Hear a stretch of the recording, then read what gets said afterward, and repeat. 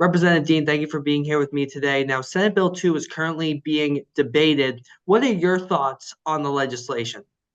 Well, this is part of the process, right? I mean, what they're starting out with and what they'll end up with in terms of bill to send to us, we don't really know yet. So we'll see. And now this bill in particular has proposed $10,000 for private school students, 11,500 for private school students with disabilities, and $2,000 for homeschool students. What are your thoughts on that amount? Well, I think those are pretty strong numbers, and again, I'm hearing that those numbers are being negotiated as well. Whether those will hold or not, we don't know yet. Now, I understand that you voted against school vouchers during the last legislative session. What are your thoughts on them now that you've seen this legislation? Is this something you would support or still not support? No, I mean, I've been pretty pretty transparent about not supporting school vouchers.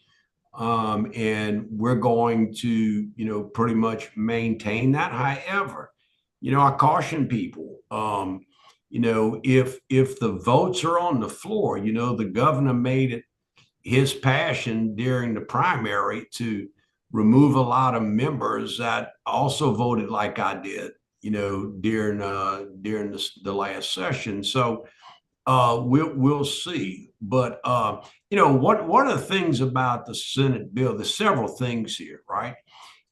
Number one, this is for private school vouchers, and during the Republican platform convention where they laid out school choice, everything else, they wanted a school voucher or ESA bill with no strings attached.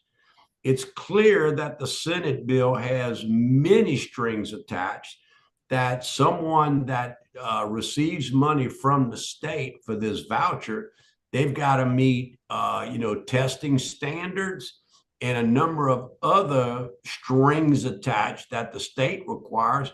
And they have to, because, it's very clear in our Constitution, you cannot use public funds for private use. So, the people that are upset should look at the Senate and say, we wanted no strings attached voucher program, and that's clearly not what they're getting.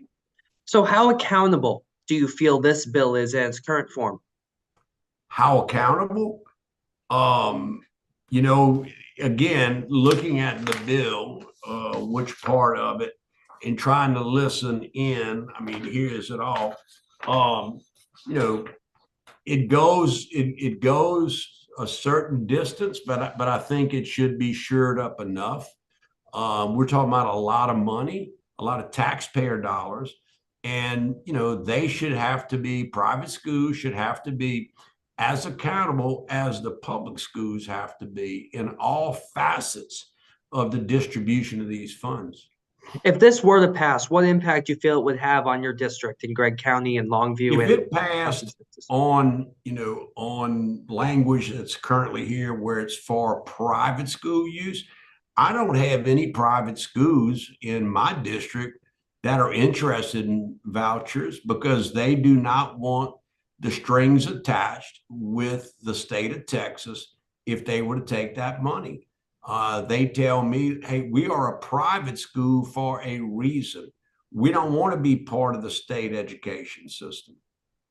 So I spoke with Senator Creighton yesterday, the primary author of Senate Bill 2, and he says that education savings accounts will be paid for by a budget surplus. I'm curious to hear your thoughts on that. He also says that public school funding will not go down. He actually wants to see it go up. Your thoughts on both? Well, that's, number one, it's coming out of a budget surplus. Where does the budget surplus come from? Taxpayer dollars. So it's taxpayer dollars that will fund the program. So we just have to wait and see what else is there. It's always about, what's in the detail. And I want to ask you, is there anything that could be put to the House? Is there any changes that could be done to this bill that could potentially get you to support it, or not so much? Well, again, we've got to wait till we see what actually, comes out of the Senate. Then we have to see what the bill looks like in the House because they're never the same, right? I mean, the House is 150 members. We represent 200,000 people each, where the senators represent a bigger, broader area, close to 1 million plus people apiece. I think we have a much closer, contact with our constituents and have a better feel, for where people's thoughts are on programs such as this. Look, our public education system is vitally important to rural Texas. And my objective is to make sure if something like this was to happen, we want to make sure that number one, that we don't remove funds from our public schools.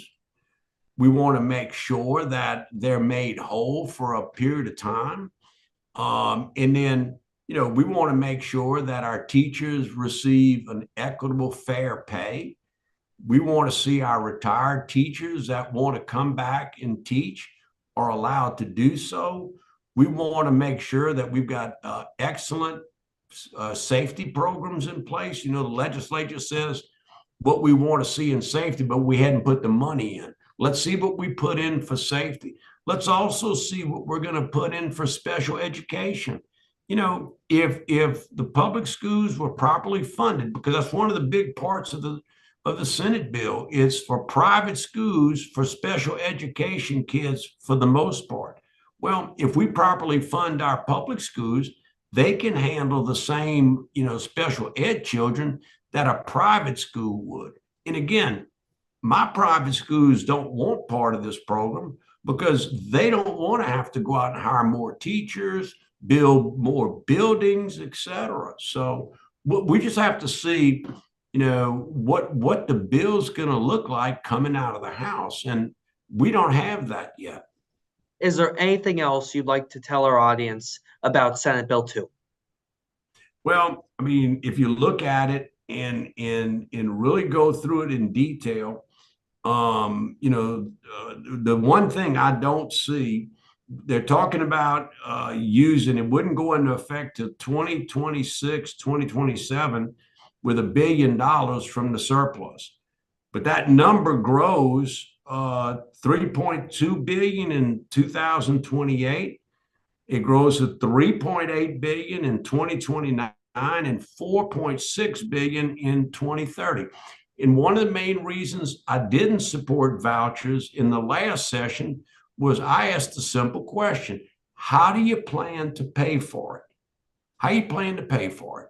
And I could not get answers, straight answers to that question. And I have a fiscal responsibility to the 200,000 people I represent. How are they going to pay for this program? And they've yet to tell us the surplus. But, years 2, 3, and 4, who knows that we're going to have the surplus that we have today? Representative Dean, we appreciate you taking the time. All right, Michael, always good to talk to you, buddy.